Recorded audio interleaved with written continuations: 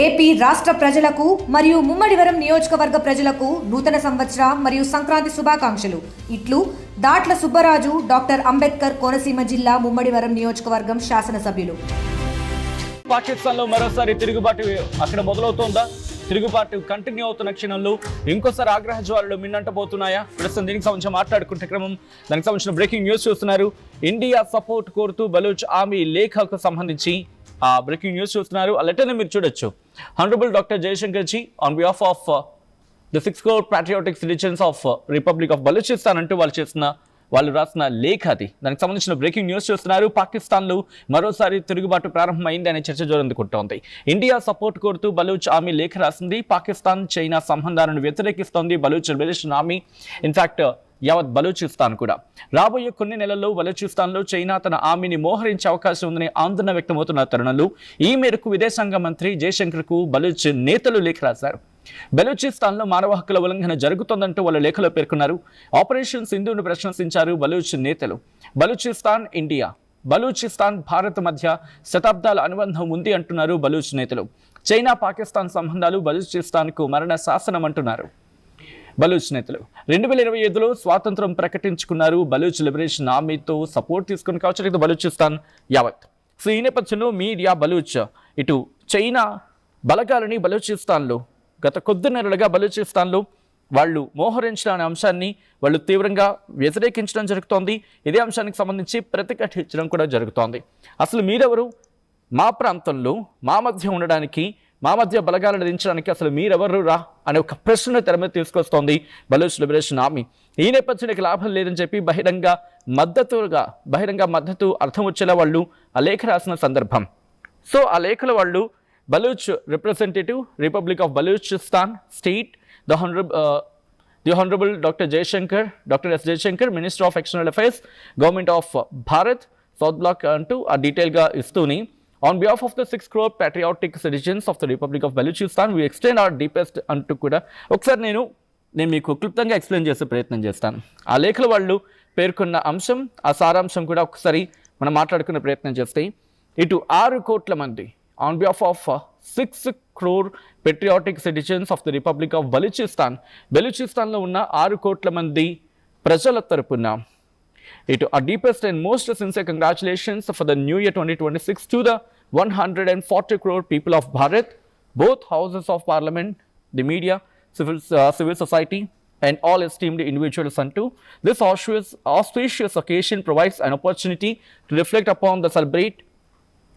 upon and celebrate the profound historical, cultural, commercial, economic, diplomatic, defense and multifaceted ties that have bound Bharat and Balochistan for centuries. The enduring relations are exemplified by sacred sites such as Hinglaj Mata Temple, Nani Mandir, which stands as timeless symbols of our shared heritage and spiritual connections అంటూ చెప్పుకొస్తూనే వాళ్ళు ఇక్కడ అంటే 140 కోట్ల మంది భారత్లో 140 కోట్ల మంది ప్రజలకి ఇటు న్యూ ఇయర్ విషెస్ని అందిస్తూ బలూచిస్తాన్ ఒక మాట చెప్పడం జరుగుతోంది. The people of Balochistan have endured Pakistan state occupation, state sponsored terrorism and egregious human rights atrocities for the past 79 years.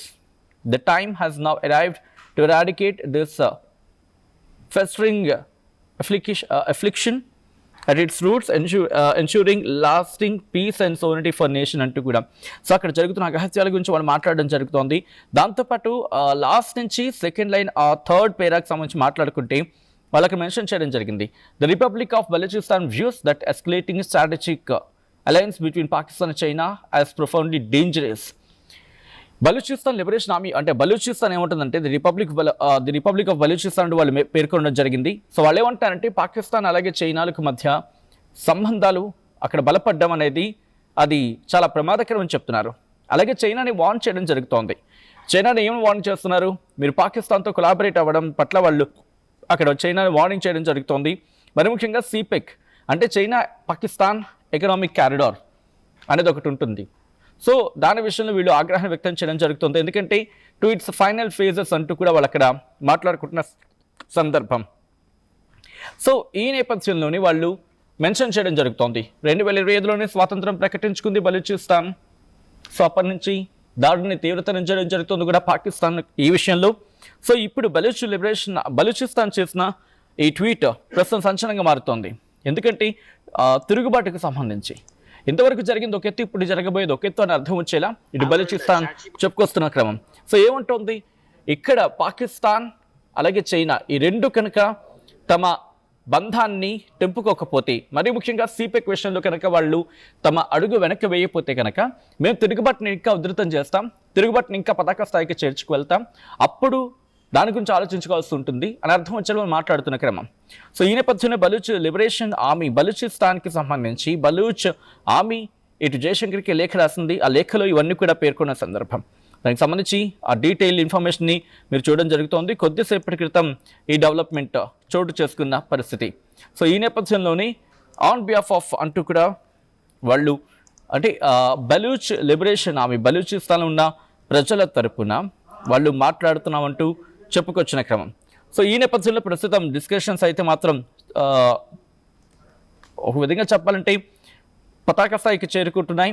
ఎందుకంటే బలూచ్ లిబరేషన్ ఆర్మీ తమని తాము స్వతంత్ర దేశంగా 2025లోని ప్రకటించుకుంది. సో కాబట్టి ఇప్పుడు ఏం జరగబోతుంది అనేది ఇక్కడ ఆసక్తికరంగా మారుతోంది. బలూచిస్తాన్ ఏమంటుందంటే 6 కోట్ల మంది అలాగే 6 కోట్ల మంది తరపున 140 కోట్ల మంది జనాభా ఉన్న భారతీయులకు 2026 నూతన సంవత్సర శుభాకాంక్షలు అంటూ చెబుతూనే ఇక్కడ సంస్కృతి విషయంలో కావచ్చు, సంప్రదాయం విషయంలో కావచ్చు, వాణిజ్య విషయం కావచ్చు, ఆర్థిక పరంగా కావచ్చు, దౌత్యపరంగా కావచ్చు, రక్షణ విషయాల్లో కావచ్చు, ఇలా ఒక విధంగా చెప్పాలంటే డైవర్సిఫైడ్ థింగ్స్ అంటూ కూడా మాట్లాడుతున్న సందర్భం. సో దాంతోపాటు మరికొన్ని అంశాల గురించి మాట్లాడితే కనుక సో ఇక్కడ కొన్ని అంశాల గురించి ప్రస్తావిస్తున్న సందర్భం ఉంది. The auspicious occasion provides an opportunity to reflect upon and celebrate the profound historical, cultural, commercial, economic, diplomatic, defense and multi-faceted ties that have bound Bharat and Balochistan for centuries అని చెప్పి వాళ్ళు చెప్తున్నారు. ఇక ఆ తర్వాత ఆపరేషన్ సింధూర్ని కూడా వాళ్ళు ఇక్కడ ఒకటే మాట we commend the bold and resolute action undertaken by Modi government in the previous year through Operation Sindhu, particularly targeting terrorism hubs facilitated by Pakistan and directed against the Pakistani military in response to the Pahalgam terror attack అనేది వాళ్ళు అక్కడ mention చేస్తున్న పరిస్థితి ఉంది. ఇలా అనేక అంశాలను ప్రస్తావించారు. ఆఖరిలో మాత్రం అదే అంశాన్ని వాళ్ళు నొక్కి వక్కాణించడం జరుగుతుంది. ఏమని పాకిస్తాన్ సాయంతో పాకిస్తాన్ సహకారంతో చైనా పాకిస్తాన్ రెండు కూడా సిపెక్ కారిడార్ అంటే చైనా పాకిస్తాన్ ఎకనామిక్ కారిడార్ని అది రూపుదిద్దుకోవడం, అది ఆఖరి స్టేజ్ గురించి టు ఇట్స్ ఫైనల్ ఫేజ్ ఆఖరి దశకు చేరుకుంటున్న సందర్భంలో మేము హెచ్చరించడం జరుగుతున్నట్టు చెప్తున్న ఈ క్రమంలో ఈ తరుణంలో ఏం చేయబోతోంది బలూచ్ లిబరేషన్ ఆర్మీ అనేది ఇప్పుడు ఆసక్తికరంగా మారింది. ఒకవేళ బలూచ్ లిబరేషన్ ఆర్మీ కనుక లేకపోతే బలూచిస్తాన్ కావచ్చు, బలూచ్ లిబరేషన్ ఆర్మీ కావచ్చు, ఒకవేళ ఉధృతంగా ఇంకాస్త ఫోర్స్ఫుల్గా వెళితే కనుక పాకిస్తాన్ భారీగా నష్టపోయే అవకాశం ఉంది అనడంలో ఎటువంటి అతిశయోక్తి లేదు. ఎందుకు బలూచిస్తాన్ పాకిస్తాన్కి అంత కీలకం అనేది కూడా మాట్లాడుకునే ప్రయత్నం చేస్తే ఆల్రెడీ గత కొద్ది రోజులకి అంశం గురించి మనం మాట్లాడుకుంటూనే ఉన్నాం. దాదాపుగా మేజర్ పర్సెంట్ గ్వాదర్ కావచ్చు లేకపోతే కరాచీ కావచ్చు ఈ పోర్ట్స్ గురించి మాట్లాడుకునే సందర్భం ఉంటుంది. ఒకవేళ సింధు కూడా కలిసిపోయింది, సింధు కూడా పాకిస్తాన్ నుంచి విడిపోయింది అనుకుందాం, అప్పుడు పాకిస్తాన్కి మరీ చాలా ఇబ్బంది అవుతుంటుంది. ఎందుకంటే బలూచిస్తాన్ అనేది పాకిస్తాన్కు ఎందుకు అంత కీలకం అనే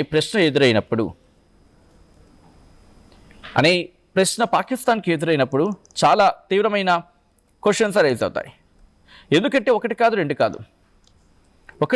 కాదు ఇటు ఇప్పుడు మీరు గమనిస్తే ఆఫ్ఘనిస్తాన్కి సంబంధించి విషయం కన్నా ఇటు అమెరికా దృక్కోణంలో చైనా దృక్కోణంలో ఈ రెండు కూడా బలూచిస్తాన్ ఎందుకు కాన్సన్ట్రేషన్ చేస్తున్నా అర్థం చేసుకోవచ్చు. ఎందుకంటే మైన్స్ ఉన్నాయి, మినరల్స్ ఉన్నాయి అక్కడ.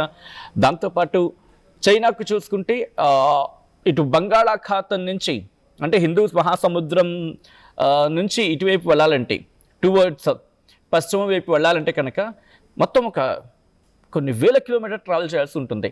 అదే ఈ సిపెక్ కనుక అయిపోతే ఇటు వాట్ షుడ్ ఐ సే బంగాళాఖాతం నుంచి హిందూ మహాసముద్రం మీదుగా ఇటు అరేబియా సముద్రంలోకి వెళ్ళవలసిన అవసరం లేకుండా నేరుగా పాకిస్తాన్లోకి అడుగు పెట్టేయచ్చు. ఎందుకంటే వాళ్ళ దేశ ఆర్థిక వెన్నెముక నేచురల్ గ్యాసెస్ ఉన్నాయి అక్కడ. పాకిస్తాన్ ఇంధన అవసరాల గురించి మాట్లాడుకుంటే బలూచిస్తాన్ చాలా కీలక పాత్ర అక్కడది. 1950 నుంచి తీసుకుందాం, ఇక్కడ సూయన్ ఒక ప్రాంతం ఉంటుంది.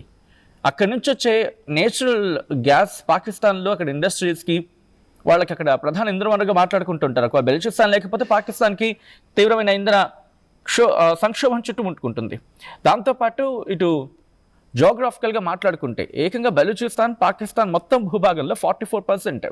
అంటే పాకిస్తాన్ జోగ్రాఫికల్గా మాట్లాడుకున్న సందర్భంలో సగం ఇక్కడ బలూచిస్తాన్ ఉంది.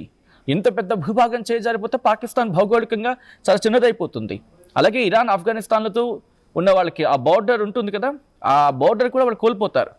దేశ రక్షణ ప్రమాదంలో పడుతుంది, చాలా కీలకం. దాంతోపాటు సిపెక్ చైనా పాకిస్తాన్ ఎకనామిక్ కారిడార్ అనేది పాకిస్తాన్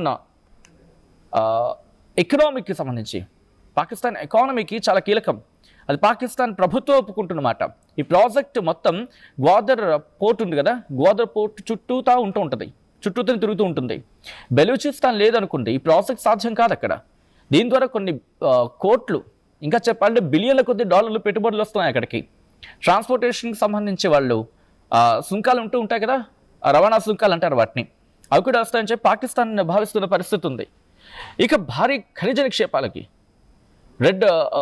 రేకోర్డిక్ అంటూ ఉంటారు, దాంతోపాటు సైందక్ ఏదో అంటూ ఉంటారు. ఇలా ఈ గనుల్లో బంగారం ఉంది, రాగి నిక్షేపాలు ఉన్నాయి, కొన్ని $100 బిలియన్ ఉంటుంది అనేది వాళ్ళ బలమైన నమ్మకం.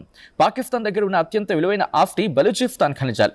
భవిష్యత్తులో పాకిస్తాన్ తన అప్పుల ఊబి నుంచి బయటపడాలంటే ఈ వనరులే కీలకం. అందుకే కదా ఏదో ఒక సూట్ కేసులో పట్టుకెళ్ళిపోయి ప్రధాని ప్లేస్లో వెళ్లాల్సింది పోయి అక్కడ పాకిస్తాన్ ఆర్మీ చీఫ్ ఆసిమ్ మునీర్ పరిగెట్టాడంటే కారణం అదే. వాళ్ళకి ఇప్పుడు దిక్కు దివానా లేదు, వాళ్ళకు ఉండే బలూచిస్తాన్ కనుక కిక్ మని గుద్దితే మూతుపలు రాలిపోతాయి పాకిస్తాన్కి ఇప్పుడు. అందుకే భయపడిపోతున్నారు. అందే అమెరికాను కాళ్ళు పట్టుకుంటున్నారు, చైనా కాళ్ళు పట్టుకుంటున్నారు, నానా తిప్పలు పడుతున్నారు. ఇటు బలూచిస్తాన్ కారణంగానే పాకిస్తాన్కు సుమారు 700 కిలోమీటర్ల కంటే ఎక్కువ తీర ప్రాంతం లభిస్తోంది వాళ్ళకి. ఒకవేళ ఇది కేవలం వాణిజ్యానికి కాదు, అక్కడ పాకిస్తాన్ నేవీ కూడా చాలా కీలకం. అరేబియా సముద్రంపై పట్టు సాధించడానికి చాలా అవసరం. ఇక దాంతోపాటు మధ్య ఆసియా గురించి మాట్లాడుకుంటే అంటే తజికిస్తాను, ఉజ్బెకిస్తాను లాంటి ఈ మధ్య ఆసియా దేశాలకి సముద్ర మార్గం లేదు. ఆ దేశాల ప్రపంచంతో వ్యాపారం చేయాలంటే బలూచిస్తాన్ మీదుగా వెళ్ళడం వాళ్ళకి ఈజీయెస్ట్ వే. దీనివల్ల పాకిస్తాన్ ఒక ముఖ్యమైన వ్యాపార కేంద్రం ఇది వీళ్ళకి. సో క్లుప్తంగా చెప్పాలంటే కనుక ఒకవేళ పాకిస్తాన్ కనుక బలూచిస్తాన్ అనేది పూర్తిగా కోల్పోతాయి, ఒకవేళ బలూచిస్తాన్ కనుక పూర్తిగా స్వతంత్ర దేశంగా ప్రకటించుకుని తనకు తాను ఒకవేళ ఉద్భవించగలిగితే, అందరి మనను పొందగలిగితే అప్పుడు పాకిస్తాన్కి చాలా గట్టి దెబ్బ పడే అవకాశం ఉంది.